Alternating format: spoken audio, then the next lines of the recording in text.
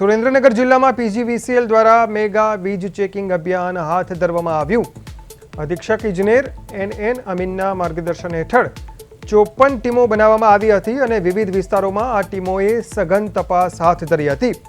આ દરમિયાન 487 વીજ જોડાણોની તપાસ કરવામાં આવી અને તેમાંથી 107 કનેક્શનમાં વીજ ચોરી થતી હોવાનું સામે આવ્યું છે, જેમાં 58 કેસ એવા સામે આવ્યા કે જ્યાં કોઈ કાયદેસર વીજ જોડાણ જ લેવામાં નહોતું આવ્યું। આ સમગ્ર કાર્યવાહી દરમિયાન પોલીસ બંદોબસ્ત અને વિડીયોગ્રાફીની પણ વ્યવસ્થા કરવામાં આવી હતી। પીજીવીસીએલે તમામ કેસમાં 54.65 લાખ રૂપિયાની કિંમતનો દંડ ફટકાર્યો છે।